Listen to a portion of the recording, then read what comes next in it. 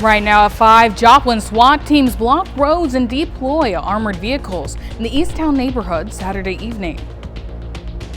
It's going to be a pretty cold morning as you're waking up, but we are going to see some sunny skies. I'll have your forecast coming up. Plus, a fire in Neosho destroys a house. Authorities call it a total loss. The 4 states' most watched news starts now. Good morning and welcome to the KWM Morning News. It's 5 a.m. I'm Samantha Walker. And I'm Donald O'Keefe. Good morning. Good morning. Happy Monday, even if it's a chilly one. I know you were warning us all of last week, being like, guys, prepare. You're going to see some 20s in the forecast. I still walked outside and I was like, what happened to our 70 degrees that we had just last week? I know our first week or so of November was very deceiving because it's reminding us that it is November and Yes. It is on the colder side at this moment. This is seasonal. You know, Yes. It shouldn't be too surprising that we have it, but I still wasn't thrilled. I know a lot of people were waking up this morning and it's definitely feeling pretty cold. I'm sure you guys turned on your heaters. Yes. Let's take a look at downtown Pittsburgh right now.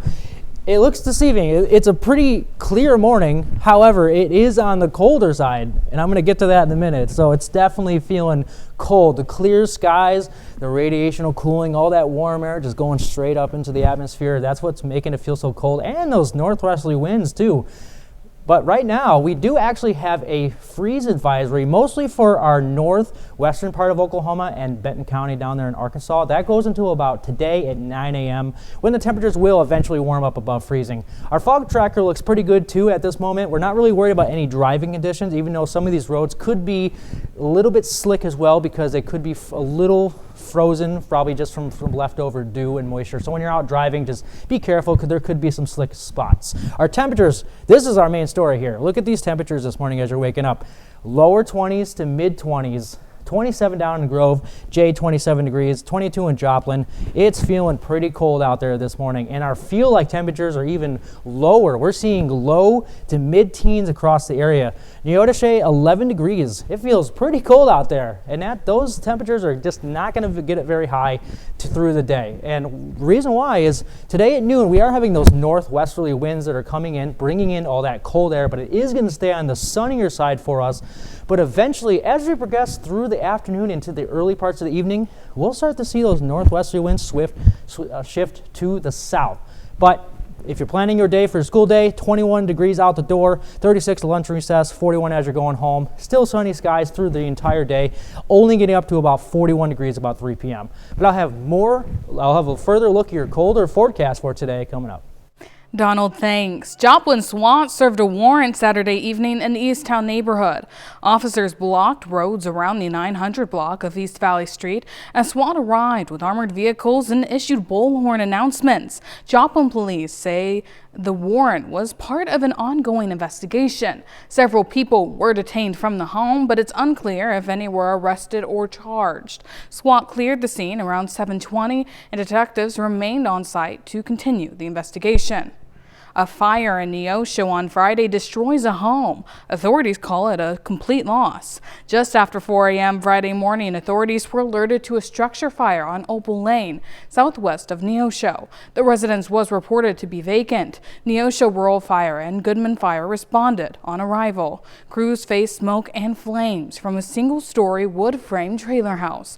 No one was inside the residence, and no firefighters were injured fighting the fire. The home is a total loss. Neosho Fire Chief Aaron Hawk tells us they contacted the Missouri State Fire Marshal to assist investigation with the Newton County Sheriff's Office. If you have any information, you can submit a tip online.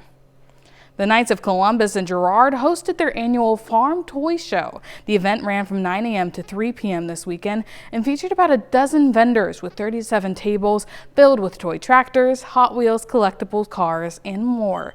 It was a perfect stop for holiday shoppers, with all proceeds benefiting charities supported by the Knights of Columbus. Lunch was also provided, making it a fun and family-friendly way to support a good cause. It's our annual event this year. This is our 35th year. We've only been down 1 year because of COVID.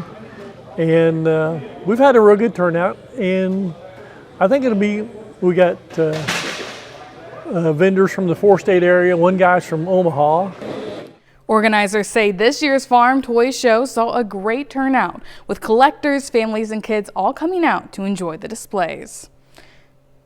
The Ronald McDonald House at 34th and Jackson in Joplin kicked off their annual Gift of Life, Gift of Love donation campaign yesterday evening.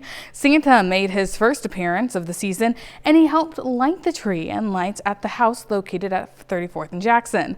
They invited everyone inside for some cocoa and a chance to get out of the winds that kicked up. The Ronald McDonald House provides a place for families to stay while their children are patients at Mercy or Freeman Hospital in Joplin. To learn more about the campaign, visit our website, KOAMnewsnow.com.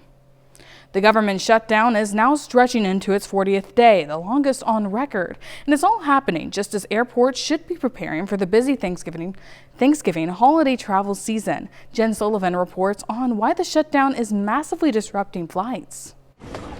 Passengers at airports across the country are dealing with mass flight delays and cancellations. Our first flight, it got delayed an hour and then another hour, and now it's delayed 3 hours, so we are missing our connecting flight. At Newark Liberty International Airport in New Jersey, hundreds of flights were affected Saturday. I had a flight going from here to Charlotte, and then they canceled my flight. With the government shut down, millions of federal workers are not getting paid.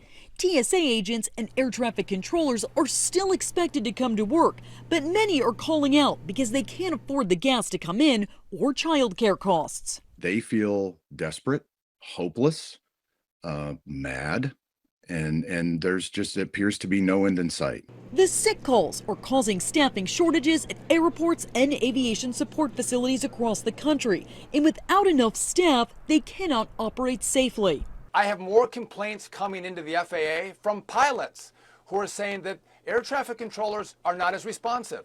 The FAA says it will gradually reduce air traffic by up to 10% by November 14th at 40 major airports. The decision could cut thousands of flights a day. The weather is also playing a factor. Parts of the Midwest and northern New England are seeing snow or heavy rain. There was also dense fog in Los Angeles Sunday. All of this coming right before Thanksgiving. It's only going to get worse. You're going to see air travel be reduced to a trickle. As of 3:30 Sunday afternoon, more than 7,000 flights were delayed nationally and nearly 2,100 were canceled, according to FlightAware. In New York, I'm Jen Sullivan reporting. That's a look at this morning's top stories and weather coming up on the KOAM Morning News. Coming up, 200,000 people are missing in Sudan after ethnic massacres documented by satellite images from space. Plus, 9 million Americans have diabetes but don't know it. And a cold start in the 4 states. Donald has a look at your weekly forecast. You're watching the KOAM Morning News. We'll be right back. World Watch, new reporting on a major humanitarian crisis in Sudan. Thousands of civilians have been massacred over the past week by Arab militias, the latest horror in a civil war that has left millions displaced, starving, and terrified. CBS's Elizabeth Palmer has more from London.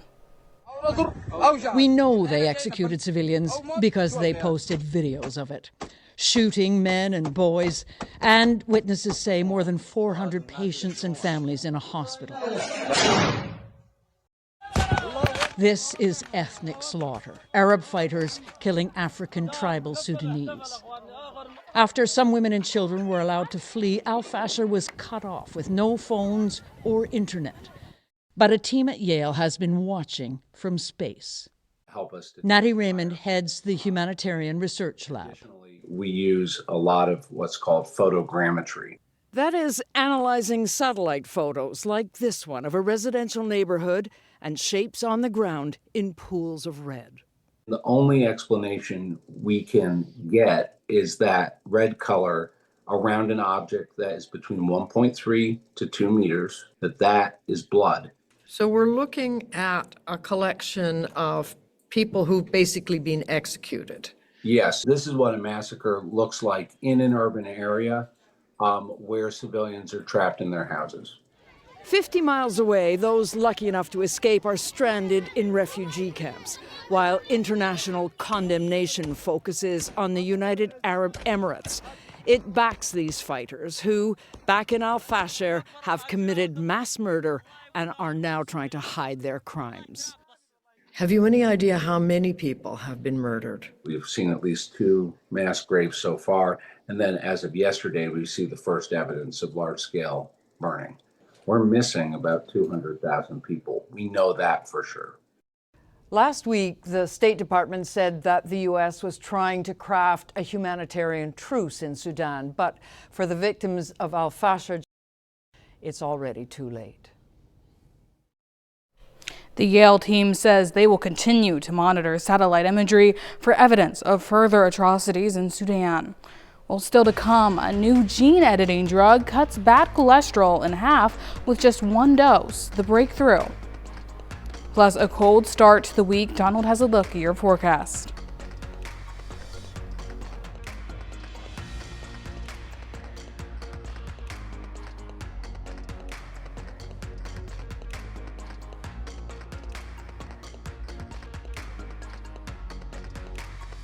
Actor Glenn Powell talks cardio and Tom Cruise, while the film Frankenstein goes full glam. Gwen Baumgarten has your Eye on Entertainment report. Come on down. The Price is Right meets NCIS Origins in an unexpected crossover event. The 2 shows are coming together to honor those who have served as part of a special Veterans Day episode. These actors from NCIS Origins portray Marines in the show, and here help to introduce some exciting prizes. Starting with an unforgettable trip to our NCIS Origins home base, San Diego! Catch this episode of The Price is Right tomorrow on CBS and Paramount+. It's a storyline known for its gothic horror, but this reimagined take of Frankenstein adds in some opulent beauty. The Netflix film incorporates historical pieces and jewels from Tiffany's iconic jewelry house. In the film, you're going to see some treasures such as a lava stone necklace from about 1870. This is a piece that's very fragile, and yet we felt it was appropriate for the character of Claire, played by Mia Goth in Frankenstein. The movie features 27 Tiffany pieces. More than half were pulled from their historic archives. Actor Glenn Powell is sharing his secrets on how he prepared for his latest role. Powell stars in The Running Man, an action thriller based on the 1982 Stephen King novel. Powell does his own stunts in the movie and sought out a well-known mentor during training. There's a guy that has more energy than anyone. It's Tom Cruise, and a lot of experience running on camera, so he was very generous with his advice. The Running Man heads to theaters this Friday. That's your Eye on Entertainment. Gwen Baumgartner, CBS News, Los Angeles. If I was doing stunts like that, Tom Cruise would probably be my mentor as well. Well, now here's Donald with a quick look at your forecast. It's going to be a pretty cold start to your morning as you're getting out the door. Those temperatures are going to be in the teens, what it'll feel like in the teens, and it won't warm up that much, maybe seeing upper 30s for our high. But it's going to be sunny, so it's going to be deceiving. But make sure you bundle up this morning. I'll have a look at your full forecast coming up. The gales of November have come to us early this morning. It's definitely feeling pretty cold out there. Looking at downtown Pittsburgh, clear skies, but it's definitely feeling really cold. You're going to be waking up. You're going to want to put that jacket on the second you walk out the door. 7th and the range line, no different. Nice clear skies, but on the colder side. Range line I-44 from our MoDOT cameras, not too bad for driving wise, but again, it's still cold. Our fog tracker looks really good as well. Driving conditions are looking pretty good for fog. However, there is a freeze advisory in the northwestern part of our area and also in Benton, Arkansas. So that's going to expire about 9 a.m. when temperatures eventually will get up to above freezing. But, however, is it the north wind you've been feeling? It totally is, because you can see our regional temperaters, those northerly westerly winds are bringing in that really cold Arctic air we've been experiencing over the last couple of days. But there is going to be a change. But let's look at the future track for today. At noon, those northwesterly winds are going to be bringing that cold air all through the day. It is going to stay sunny. We're not going to really see much clouds, but by the time we get to about Monday afternoon into the evening, we're going to notice a shift in the winds. Still clear skies, but now we're going to see those winds turn to a southerly wind. So eventually that we were bringing in some warmer-ish air by about Tuesday at 5 a.m. It's still going to be on the cooler side, but it's going to be warming up just slightly a bit compared to how it's going to be today. There's going to be some clouds that are going to be coming in through the afternoon, and it also is going to be on the windier side. As you can see, those wind bars are going really quick from the southwest. That's because we're getting that change in temperature and also that change in pressure from that system that's going to be pushing out, that cold system that's going to be pushing out by tonight into tomorrow morning. And then by the time we get to about 6 p.m., still going to be pretty nice-ish sunny skies, partly cloudy skies, but it's going to be still about maybe upper 50s. All right, so our temperatures right now, we're not seeing really good temperatures at this moment. Low 20s to mid 20s, maybe some upper 20s across the area. Neodesha, you're about 20 degrees. Miami is about 25, 22 in Joplin, so definitely pretty cold as you're getting out the door. Feels like temperatures, those wind chills are definitely feeling in the mid-teens. Neodesha, you guys are on the colder side, like I said, about 10 degrees as you're coming outside the door. It's feeling like 10 degrees in pretty much mid-teens to upper teens across most of the area. Very cold. Make sure you put on your jacket. You're going to keep your jacket on all day. 8 a.m., 23 degrees. We're only going to warm up to about 32 degrees by 11 a.m. Still sunny skies, so the sun's going to be out, but it's going to still be very deceiving because of how cold it is.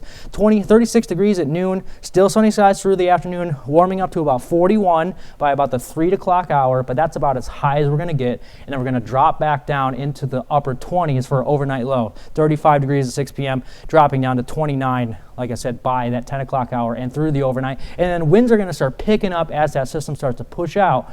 Tonight, we're going to see winds out of the southwest, 10 to 15 miles an hour, gusting up to 25 as well. But because it's still going to be so incredibly cold tonight, not as cold as it was last night, but still pretty cold, 29 degrees for an overnight low, we are going to see a hard freeze as you're waking up tomorrow morning. And then eventually we'll start to warm up through the rest of the week. All right, so 41 degrees for today, getting up to 58 degrees tomorrow. Sunny skies through the rest of the week, but there is a warm-up coming by Wednesday, and then we'll see possibly 70s again through the week until we get to about Saturday, when another system is going to come in and possibly bring some rain and cool temperatures down a little bit by the time we get to Sunday and Monday, bringing our temperatures back to those mid-50s. That's a look at your full forecast. Here is Sam with Health Watch. Thanks, Donald. A new gene editing drug could help lower high cholesterol levels. In a small study of 15 people, one dose cut bad cholesterol and triglycerides by about half, both of which contribute to heart disease. Researchers say side effects were minimal, and the one reported death was unrelated to the treatment. Larger clinical trials are now being planned. The study was published in the New England Journal of Medicine and presented at the American Heart Association's annual meeting. Chronic kidney disease is on the rise worldwide. An NYU Langone health study found 1.5 million people died from the condition in 2023. That's an increase of 6% compared to 30 years ago. It's now one of the top 10 causes of death worldwide. Chronic kidney disease is often underdiagnosed, but when caught early, it can be treated with medications and lifestyle changes. More Americans, especially Black Americans, are dying before they can access their Medicare benefits. Researchers from Brown and Harvard University found premature deaths among adults ages 18 to 64 rose 28% from 2012 to 2022 among white Americans and 38% among Black Americans, highlighting disparities in health care. U.S. life expectancy has been falling for the last decade. More Americans, especially Black Americans, are dying before they can access their Medicaid. Yes. Consumers could soon pay less for popular weight loss drugs. The Trump administration announced new deals with Eli Lilly and Novo Nordisk, making some of their medications available for as low as $149 a month. The drugs typically cost around $1,000. The agreement also requires the companies to match prices paid in other nations for Medicaid programs. In return, both companies will receive tariff breaks and faster regulatory reviews on some medicines. November is National Diabetes Awareness Month. More than 38 million people in the U.S. live with diabetes, and the CDC says many adults with the disease remain underdiagnosed. In today's Health Minute, Mandy Gaither has the early signs and symptoms of diabetes. It's a disease that causes a person's blood sugar to spike because their body can't make or use enough insulin to regulate it. Diabetes is a lifelong condition that can lead to other major health problems. This is a very serious disease. The problem is people don't always take it seriously. Dr. Willa Shoy with the Ohio State University's Wexner Medical Center says diabetes complications can include cardiovascular disease, kidney damage or failure, and nerve damage. Of the more than 38 million people in the U.S. estimated to have diabetes, around 9 million of them don't know it. Shoy says everyone should know early warning signs of the disease, which include frequent urination, extreme thirst, and blurry vision. If you see those signs, it's very important to address them. Type 2 diabetes is most often diagnosed in adults, but having a healthy lifestyle can help lower the risk. Shoy says that includes avoiding foods that are high in carbohydrates and fat and having a consistent exercise routine with a combination of cardio and strength training. Sometimes a physical trainer can be helpful not only in advising about nutrition, but performing the right exercises so you don't hurt yourself. For Health Minute, I'm Mandy Gaither. That's a look at some of today's top health stories. We'll be right back. Right now at 5:30, the 38th annual Joplin Veterans Day Parade takes place downtown to honor men and women who have served our country. And it's going to be a cold but sunny day today. I'll have a look at your full forecast coming up. Plus, a veteran in Grove wins a raffle for a new truck from an organization looking to support veterans. The 4 states' most watched news starts now. Good morning and welcome to the KLM Morning News. It's 5:31. I'm Samantha Walker. And I'm Donald Lakeith. Good morning. Good morning. Happy Monday. I know if you guys are waking up or if you're going to walk outside anytime soon, maybe to check for a paper, be prepared. It's cold. I knew it was going to happen and I was still unprepared this morning. I know a lot of people probably weren't prepared for it to get as cold as it was because, I mean, we are in November and it kind of sneaks up on you. That's, with how warm it's been over the last couple of days or so. But this is, seasonal temperatures, so I shouldn't be too shocked and we can't be too mad of it because it feels like what November is supposed to feel like. Most definitely. I mean, if we want to take a look at downtown Pittsburgh right now, we can see clear skies. And it is going to be a sunny day. However, it's still going to be a pretty cold one and you're waking up. I know some people like to get out and do some exercise in the morning, but it's going to be so incredibly cold that you might have to wear like 50 layers if you're going out for a jog this morning because it's going to be so incredibly cold. 7 the range line, like I said, nice clear skies, but like I said, on the colder side, range line 9044, people are getting out the door, doing their morning routine, but there is right now a freeze advisory in the northwestern part of Oklahoma counties and then Benton County and Arkansas. That will expire around 9 a.m. when temperatures will eventually get back up to above freezing, but those temperatures are still going to be pretty cold today. But let's talk about our fog tracker. Right now, fog looks pretty good. That's because it's just so incredibly cold out, but if you are out on the roads that are driving, just watch out for there could be some ice because it is so incredibly cold. Our temperatures show that. So 22 in Joplin, Neodesha 20 degrees, Parsons 20, pretty much low 20s to upper 20s across most of the area. It's definitely feeling pretty cold and I feel like temperatures are not any better. We're seeing Neodesha, like I said, 10 degrees. It feels pretty cold out there, mid-teens, getting up to about 24 in Nowata, so not too terrible, but you guys mostly are seeing pretty cold temperatures all through the morning. And the reason why is we're getting those northwesterly winds. We're going to see the northwesterly winds eventually shift to the south as we progress through the afternoon, but it's still going to be cold and on the sunnier side for today. So not too bad for sun, but not too good for the cold. So 21 degrees out the door for school day, 36 degrees at lunch and recess, 41 degrees as you're heading home, and sunny skies through the day, but only warming up to 41 degrees. I'll have a look at your full forecast coming up. Donald, thanks. The 38th annual Joplin Veterans Day Parade took over downtown this weekend, drawing hundreds to the heart of the city to honor local veterans. Versa Canines for Vets, a veteran-based organization in Northeast Oklahoma, held a raffle to give away a pickup truck. The raffle was open to the public, but the winner ended up being none other than a fellow veteran. The recipient of the truck, Aaron Webb, says winning the vehicle was amazing and an unexpected surprise.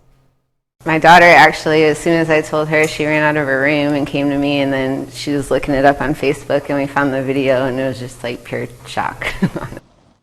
Don't forget that Veterans Day takes place on Tuesday. You can see all the Veterans Day events happening in our area on our website, KOAMnewsnow.com. Well, in Independence, Missouri, a group of quick-thinking third graders went from having an ordinary reading lesson to watching a real-life rescue. They alerted their teacher after they spotted smoke coming from a home nearby.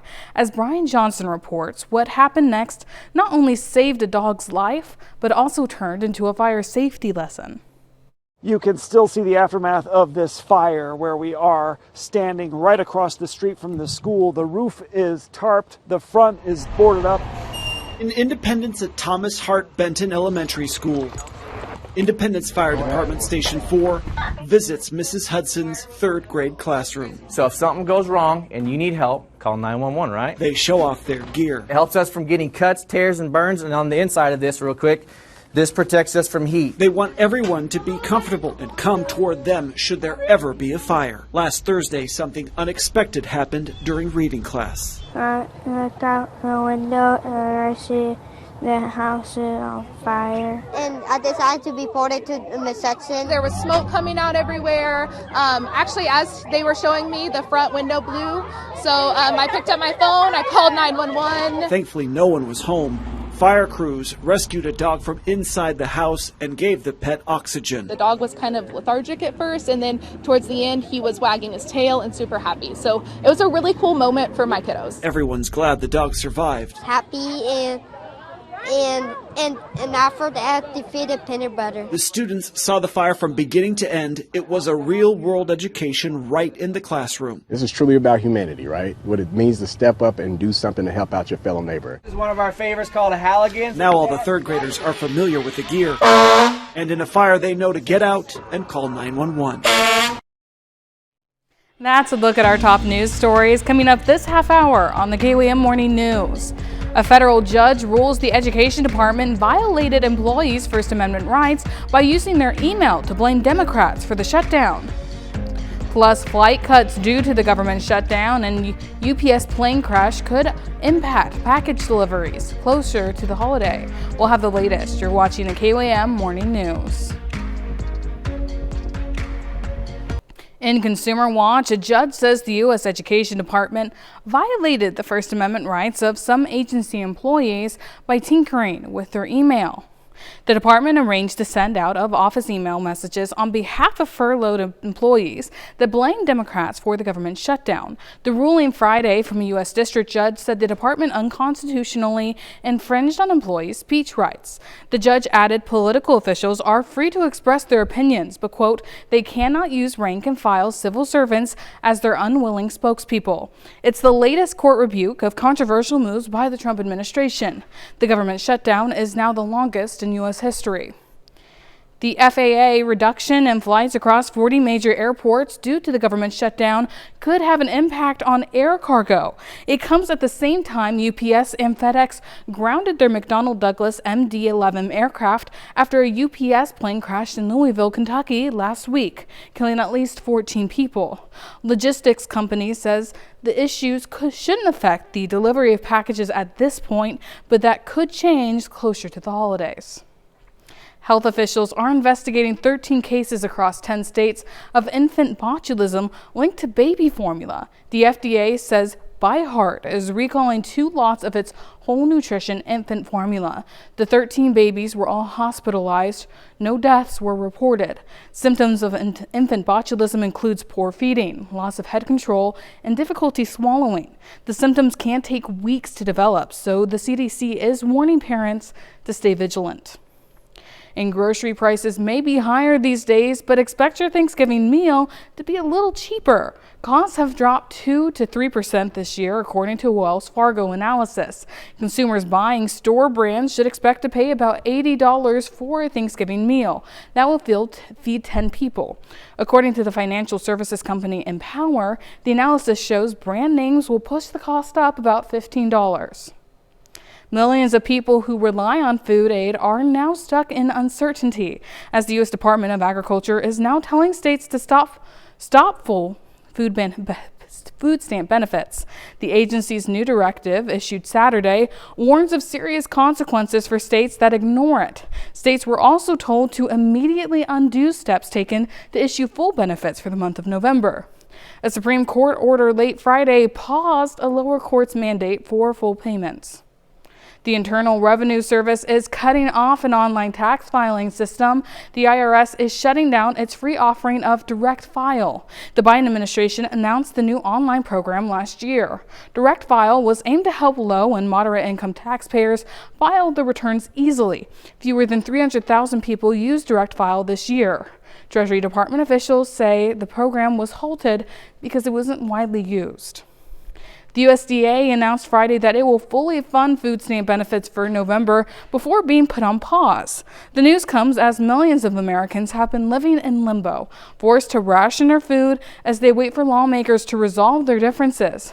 Renee Marsh spoke with one family dependent on these benefits to pay groceries and put meals on the table. Get the top teeth. That's enough soap. I thought I heard that.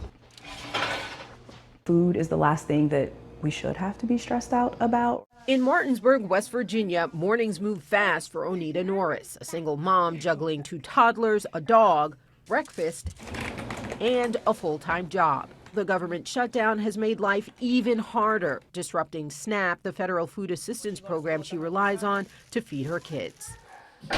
It'll be, meatless meals and things that obviously you can stretch a lot longer. I work 40 hours a week. I work for the state. And I am on government assistance because I am still not making ends meet, unfortunately.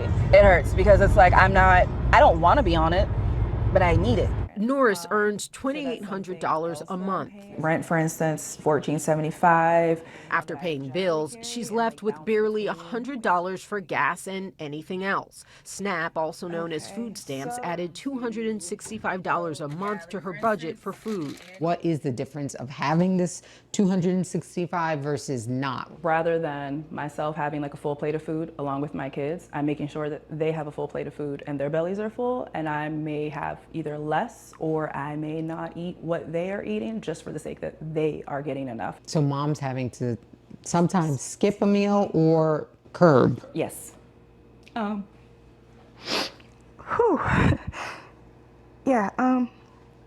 feels like I'm failing them because I am trying. I'm trying to do all that I can. And of course, as a human, you get frustrated, and I never want my kids to see that or feel like I'm taking that out on them for something as simple as dinner. Do you need a gallon of milk? Yes, ma'am. Okay. We visited this food pantry in Berkeley County, a place that's voted for Donald Trump in every election he's been on the ballot. Nearly a quarter of the people here live below the poverty line, and now furloughed federal workers are lining up alongside families who rely on SNAP. You could see how busy we are. Our waiting room is filled up. We doubled our typical weekly amount of households. A judge Thursday said the administration should resume paying the benefits in full. Friday morning, the Trump administration appealed that decision, but by Friday afternoon, the administration said it would pay states the full SNAP payments. Mama's improvising because I don't want to use up all of y'all's milk. Families like Norris's are now waiting for the balance to show up on their cards. I just don't understand how we've come to a point where we're using food in politics and being essentially political pawns. President Trump asked the Supreme Court to block the lower court ruling that required the administration to fully cover the food stamp benefits. As far as when SNAP recipients will officially receive their funds, that will depend on what state they live in. Some states may need a little bit more time, but some people could get their funds loaded into their accounts as soon as this past weekend. Well, that's it for Consumer Watch, and now here's Donald with a quick look at your forecast. It's going to be cold. Despite it being sunny skies today, a very cold start to your week. It will warm up by the middle part of this week, but the cold will linger around through the day. I'll have a look at your forecast coming up after the break.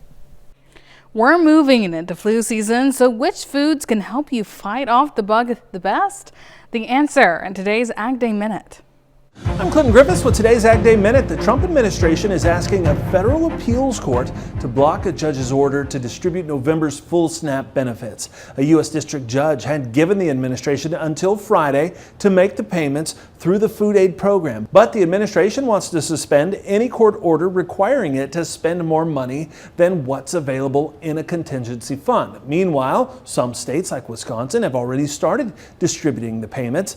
The program serves about 1 in 8 Americans.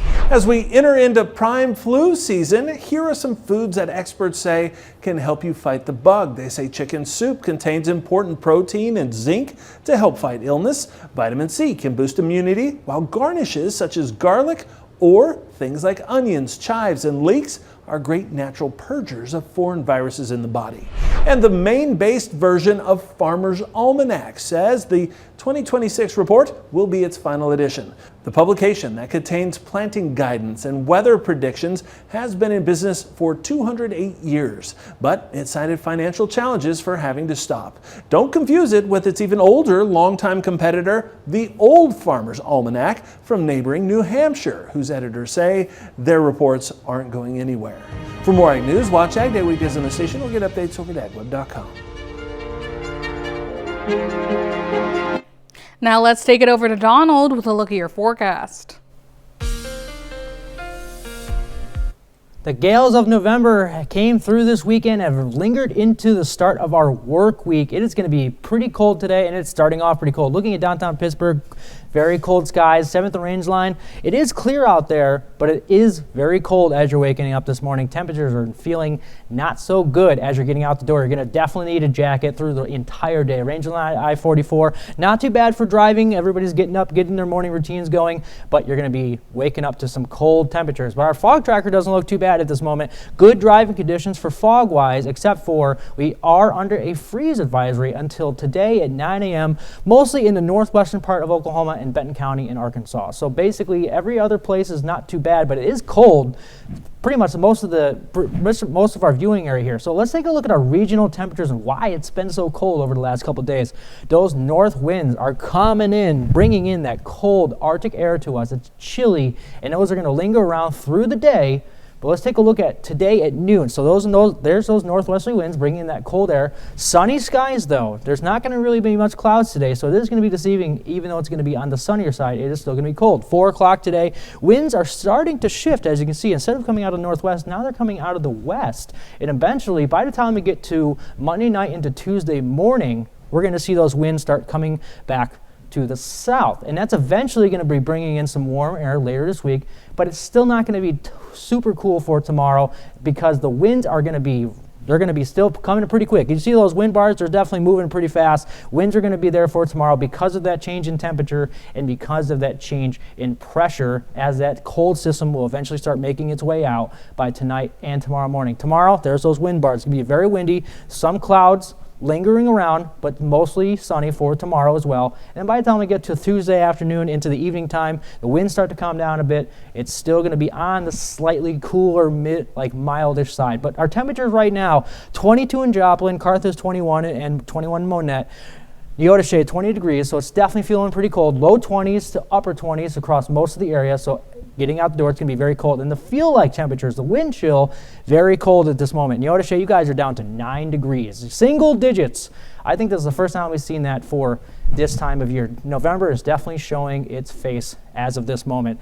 Mostly mid-teens across most of the area, but we're not going to warm up that much. 8 a.m., 23 degrees. Even though it's going to be sunny skies, we're finally going to get above freezing at about 11 a.m. despite it being sunny, and we're only getting up to about 41 degrees today, and that's going to be between the hours of 2 to 4 o'clock, even though it's going to be sunny skies. Those northwest winds are going to be northwest about 5 to 10 miles an hour, but still pretty cold. For tonight, a low of 29. That's going to be pretty much the coldest we're going to get, but there is a frost and freeze that's going to be happening tonight as well. We're going to see that 29 is going to be bringing a hard freeze, and then eventually, by the time we get to Tuesday, we are going to start leveling out and warming up a tad bit. So let's take a look at our 10-day right now. So 41 for today, that's as warm as we're going to get. I wouldn't even call that warm. 58 degrees for tomorrow on the milder side. And then you can see by the time we get to Wednesday, 69. and then we're going to warm up to possibly 70 by the time we get to the weekend. And then by the time we get to Saturday, another front is going to come through, bringing in a possible chance for some showers, maybe some storms. It is still a little far out, so we're going to watch that as the week progresses, and that's going to cool things back down. Not as cold as it has been over the last couple of days, but in the mid-50s. So definitely enjoy those 70s coming back. But that's a look at your full forecast. Another more news and weather coming up after the break. The Mega Millions jackpot is nearing $1 billion. There were no tickets that matched all 6 numbers during Friday night's drawing. That means the $900 million prize is still up for grabs. It also happens to be the 8th largest jackpot in the game's history. The next drawing will be Tuesday. The last time someone won the jackpot was on June 27th.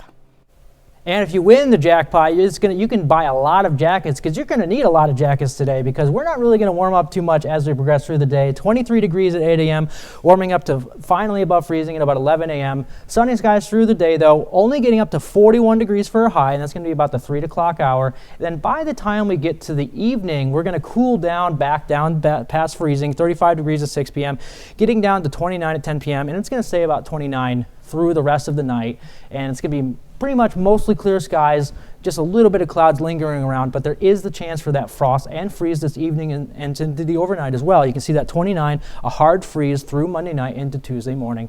But then we will gradually start to warm up and be out of that frost and freeze likely. So for our 10-day here, 41 degrees for today, 58 degrees for tomorrow. But then by the time we get to Wednesday, we're going to see those temperatures jump back up as another front is going to come in, bringing some warmer air, 69 degrees on Wednesday, getting up to possibly 70 again, and a nice end to our weekend. But then by Saturday, there is a chance for a system to come through to bring some rain. It's a little bit out, but we can't rule out there might be some rain associated with that. That will bring the temperatures down, not as cold as it has been, back down to the 50s and more fall-like temperatures.